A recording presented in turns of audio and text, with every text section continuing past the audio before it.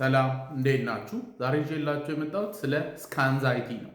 ስካንዛይቲ ከሁለት ቃላት ጥምረት የተፈጠረ ቃል ነው። ስካን እና አንዛይቲ አንድ ላይ ስናደርጋቸው ስካንዛይቲ።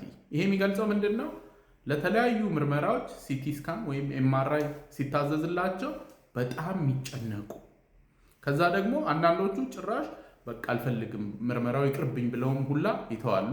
በኢንቦክስ ራሱ የላኩልኝ ሰዎች አሉ። ኤኒዌይ ስካንዛይቲ ከምንድን ነው የሚመጣው ስንል ኤምአርአይ መነሳት፣ ሲቲ ስካን መነሳት በጣም ስትረስፉል ነው። በተለይ ኤምአርአይ ረጅም ሰዓት ነው የሚፈጀው።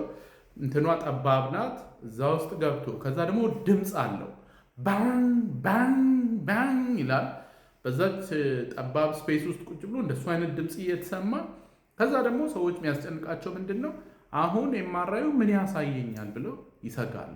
ስለዚህ ሂደቱ ያስፈራቸዋል፣ ፕሮሰሱ ከኤምአርአይ ጋር ተያይዘው የሚመጡ ሪስኮች፣ ከዛ ደግሞ ውጤት ወይም አውትካሙ ያሳስባቸዋል እና አንዳንድ ሰዎች በጣም ይጨናነቃሉ። ማንኛውም ሰው ሲቲ ስካን ኤምአርአይ ሲታዘዝለት 50 ከመቶ የሚሆነው ሰው ይጨናነቃል። ግን ደረጃው መጠነኛ መካከለኛ ስለሆነ ብዙ ችግር አይፈጥርም። ከፍተኛ ከሆነ ግን ማሽን ውስጥ ገብቶ ከተወራጨ የኤምአርአይ ወይም የሲቲ ስካን ውጤቱ ኳሊቲው ዝቅ ያለ ይሆናል።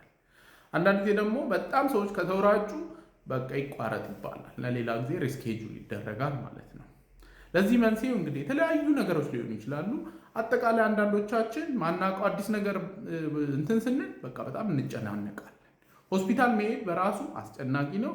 ከዛ ኤምአርአይ ያስፈልጋል ተብሎ ደግሞ እሱ ሲታዘዝልን ምን ሊከሰት ይችላል፣ ውጤቱ ምን ሊሆን ይችላል የሚለውም ያስጨንቀን። በይበልጥ ኤምአርአይ እና ሲቲ ስካን የሚያስጨንቀው ደግሞ የካንሰር ህመም ላለባቸው ሰዎች ነው። ይሄ እንግዲህ ክላሲክ ለርኒንግ ክላሲክ ኮንዲሽኒንግ የምንለው ነው። ምክንያቱም ከዚህ በፊት ኤምአርአይ ሲነሱ የሰሙት ዜና ጥሩ ዜና አይደለም። ከዛ አንድ ሰው ደግሞ ካንሰር አለብህ ከተባለ በኋላ ለስቴጂንግ ደረጃውን ለማወቅ ተጨማሪ ኤምአርአይ ሲቲ ስካን ሊታይ ይችላል።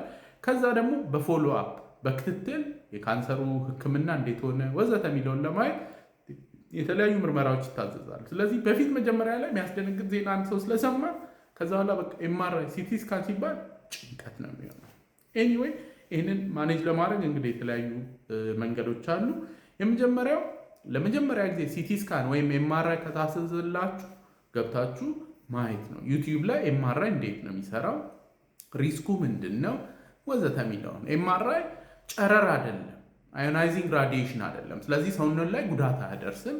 ስለዚህ እንደዚህ አይነት መረጃዎችን ማወቅ ጭንቀቱን ይቀንስልናል። ከዛ ባሻገር ደግሞ ጥያቄ ካለን ካዘዘልን ሐኪም ጋር ምንድን ነው ውጤቱ ሊሆን የሚችለው፣ ምንድን ነው የምናየው ወዘተ ብሎ መጠየቁ በጣም ጥሩ ነው። ሪላክሴሽን ቴክኒክስ የሚባሉት እነዚህ እንግዲህ ብሪዚንግ ኤክሰርሳይሰስ ሊሆኑ ይችላሉ። ሌሎችም እንደ ሜዲቴሽን አይነት ነገሮች ያግዛሉ።